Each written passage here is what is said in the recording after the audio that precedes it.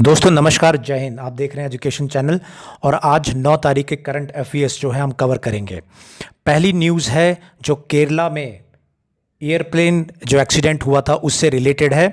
इसमें जो है 18 लोगों की मृत्यु हो चुकी है और इसमें जांच भी एविएशन सिक्योरिटी जो है उसके द्वारा इसमें जांच भी शुरू कर दी गई है। इस एक्सीडेंट में एक इम्पॉर्टेंट पॉइंट निकल के आ रहा है टेबल टॉप रनवेज का, और उससे रिलेटेड एक डिटेल वीडियो आज बनाया है और इस चैनल पे डाला है। आप केरला एयरप्लेन क्रैश से रिलेटेड डिटेल जानकारी उस वीडियो में आप प्राप्त करिए, और टेबल टॉप रनवे से रिलेटेड एक ये इम्पॉर्टेंट कॉन्सेप्ट है, वो भी आप उस वीडियो में डिटेल में देख सकते हैं। हम मूव करेंगे नेक्स्ट आर्टिकल पे। नेक्स्ट आर्टिकल कहता है इंडियन मेडिकल एसोसिएशन ने ये बताया है कि 196 जो डॉक्टर्स हैं अभी तक उनकी डेथ हो चुकी है कोविड के दौरान में, और उन्होंने अर्ज किया है कि बेहतर जो फैसिलिटीज़ हैं वो डॉक्टर्स को अवेलेबल कराया जाए। दोस्तों, कोई भी अगर मेंस में क्वेश्चंस आता है कि किस तरीके से सेल्फलेस सर्विस ये डॉक्टर्स जो है उनके द्वारा कोरोना जो फाइटर्स है उनके रूप में प्रोवाइड किया गया है, अपने जान की परवाह न करते हुए 196 डेथ्स होने के बाद भी लगातार वो कोरोना के मरीजों के इलाज में लगे हुए हैं, तो ये एक किसी भी मेंस के आंसर्स के लिए एक अच्छा पॉइंट हो सकता है। नेक्स्ट आर्टिकल हम देखेंगे।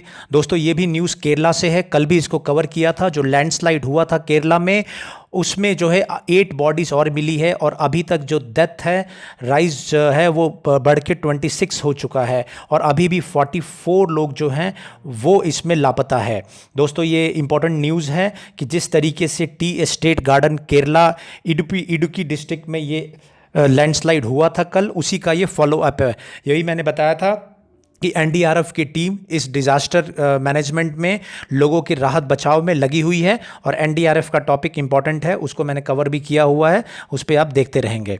नेक्स्ट आर्टिकल है दोस्तों, ये भी मैंने कल कवर किया था, जो दिल्ली से की ये न्यूज़ है, और दिल्ली में नया इलेक्ट्रिक व्हीकल पॉलिसी 2020 वो नोटिफाई कर दिया गया है, और उसके तहत ये टारगेट रखा गया है कि 2023 तक 50% डिलीवरी जो ई व्हीकल्स की है, जो इलेक्ट्रिक व्हीकल्स होते हैं दोस्तों, उसकी कराई जाएगी। साथ ही साथ जो इसमें डिलीवरी सर्विसेज होती हैं जैसे कि स्विगी, फूड पांडा इत्यादि, उनको भी अर्ज किया जा रहा है कि वो भी इलेक्ट्रिक व्हीकल इस्तेमाल करें। साथ ही साथ जो स्टेट ट्रांसपोर्ट की बसेस दिल्ली में रन करती हैं, वो भी टारगेट किया जा रहा है कि आने वाले 5 साल में 100% इलेक्ट्रिकल व्हीकल इस्तेमाल किया जाएगा।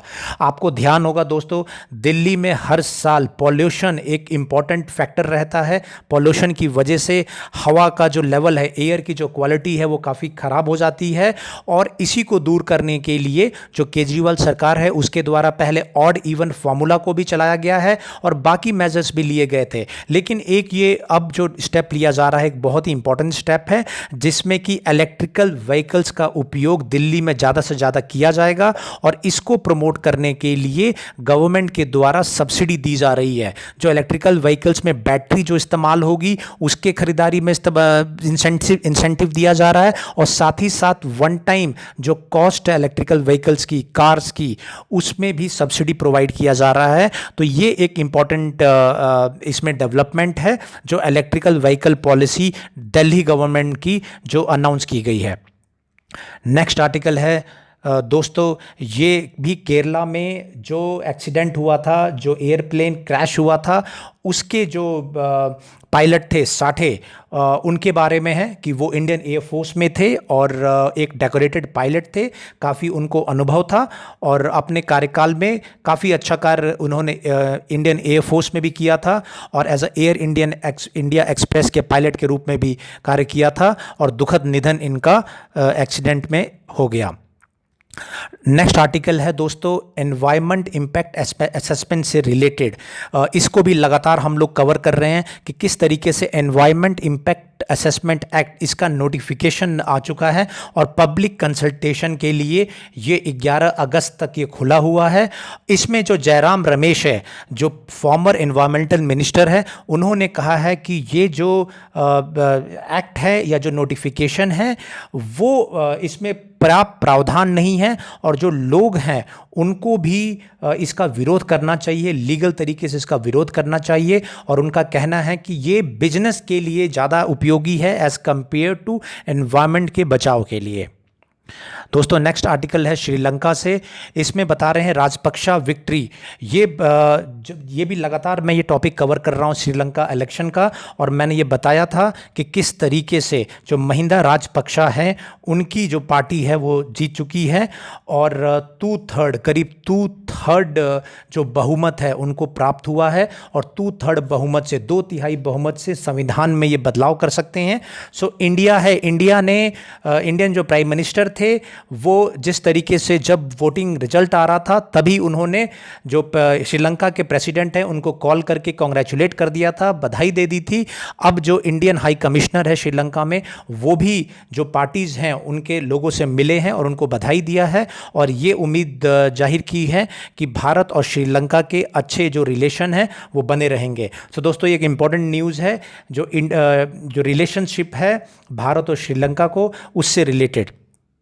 नेक्स्ट न्यूज़ है दोस्तों टेबल टॉप एयरपोर्ट के बारे में। मैंने बताया कि डिटेल एक वीडियो मैंने ऑलरेडी बनाया है और आज ही चैनल पे डाला है, तो दोस्तों वो वीडियो को ज़रूर देखिए और समझिए क्या होते हैं टेबल टॉप एयरपोर्ट और टेबल टॉप रनवे, और कैसे जो है केरला का जो हादसा है या इससे पहले जो मैंगलोर कर्नाटका में हादसा हुआ था वहाँ दोनों जगहों पर टेबल टॉप एयरपोर्ट और रनवे थे, और किस तरीके से आगे भविष्य में ऐसे जो प्लेन हादसे हैं उनसे बचा जा सकता है।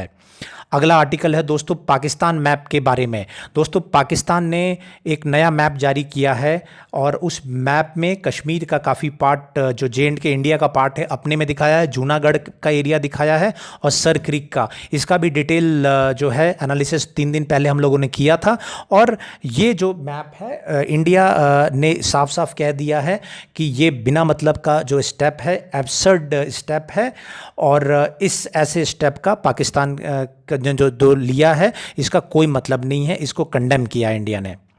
नेक्स्ट आर्टिकल दोस्तों कन्फ्यूशियस इंस्टीट्यूट्स के बारे में है।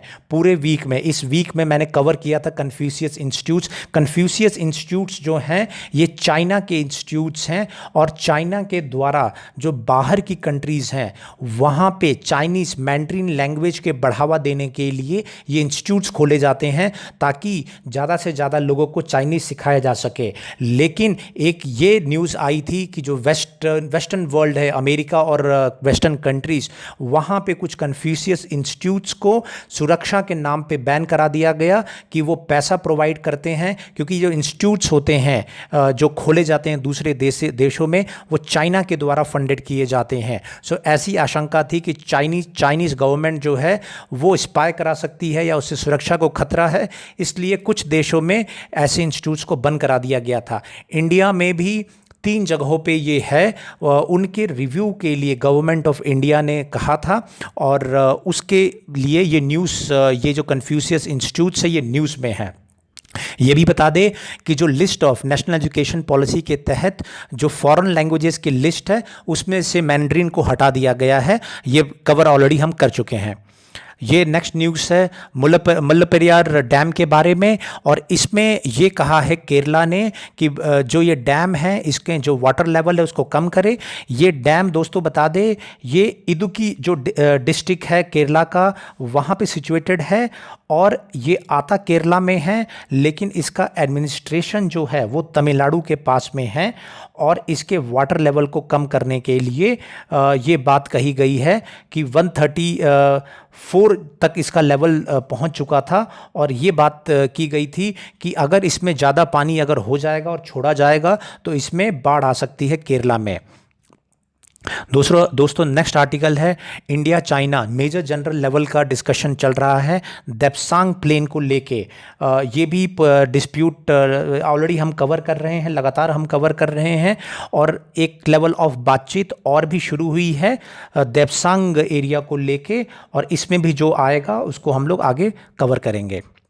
नेक्स्ट आर्टिकल है दोस्तों जीसी मुर्मू उन्होंने जो CAG है उसका चार्ज ले लिया है, और जो राजीव महर्षि हैं, राजीव महर्षि के जगह पे इन्होंने अपना चार्ज लिया है।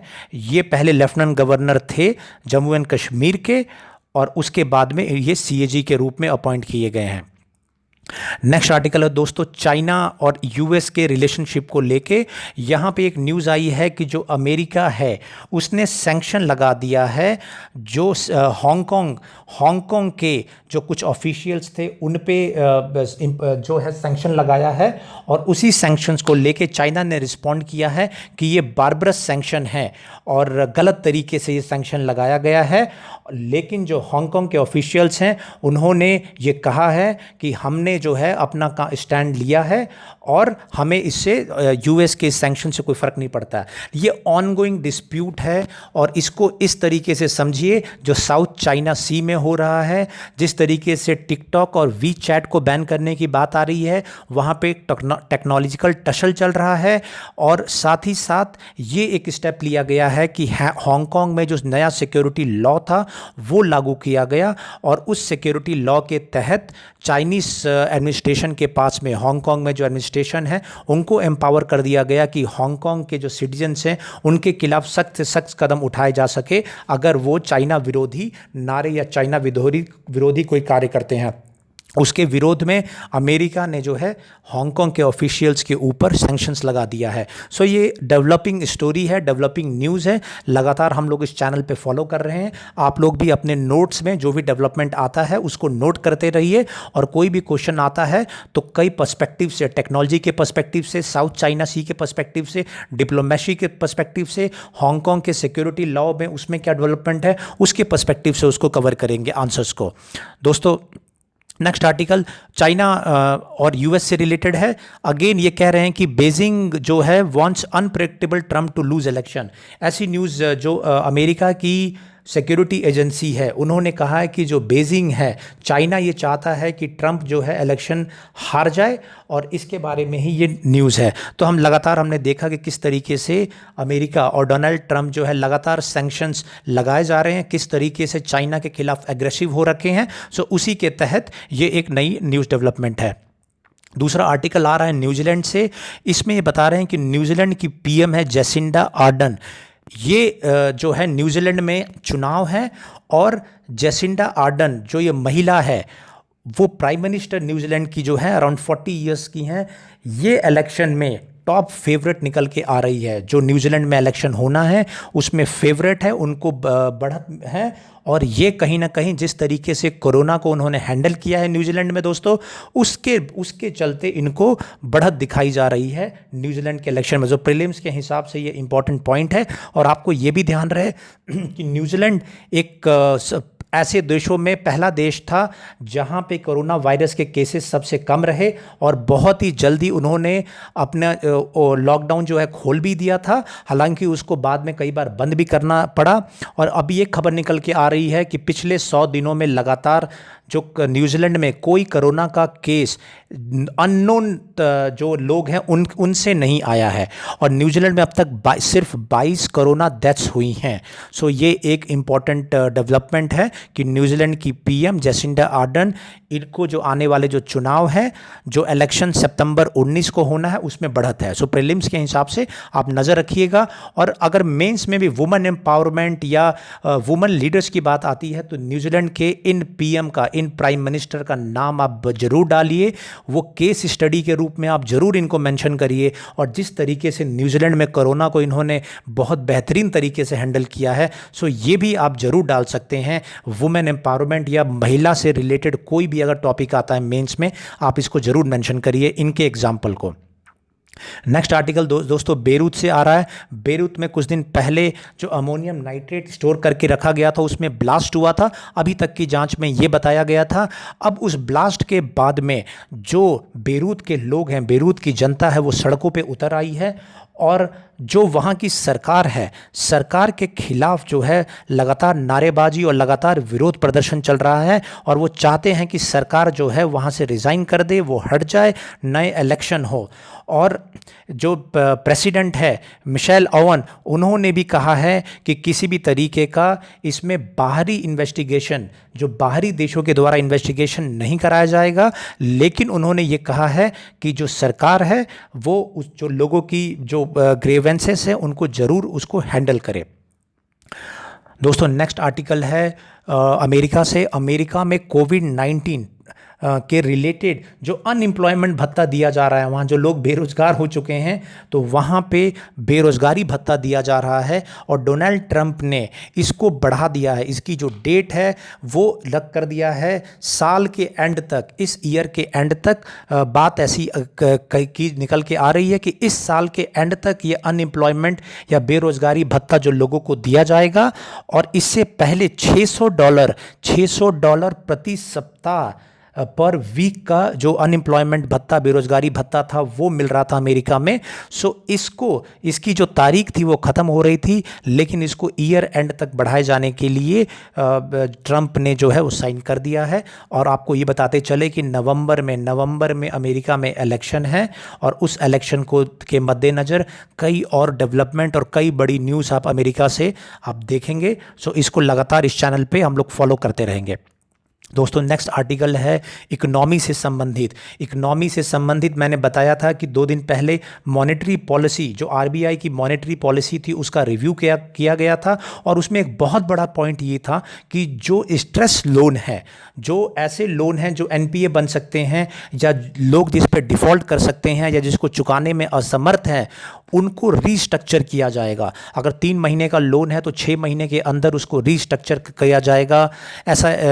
ऐसे कई लोन्स को रीस्ट्रक्चर करने की बात कही गई है। लेकिन इसमें क्रिसिल जो है, जो रेटिंग एजेंसी, उन्होंने ये बोला है कि टाइमली अप्रूवल और सही ढंग से ये रीस्ट्रक्चरिंग करना ज़रूरी है, और इसको टाइम बाउंड करना ज़रूरी है। ऐसा रीस्ट्रक्चरिंग ना हो कि जिससे लोग पेमेंट भी ना करें और डिफ़ॉल्ट कर जाए। सो क्रिसिल ने अपनी जो है इसमें अपनी एक्सपर्टाइज दी है, अपना सजेशन दिया है, और एक तरीके से एक गाइडलाइंस के रूप में बताया है कि अगर सही ढंग से रीस्ट्रक्चरिंग या लोन पेमेंट ना हो तो वो जो रेटिंग है उससे फ़र्क पड़ सकता है।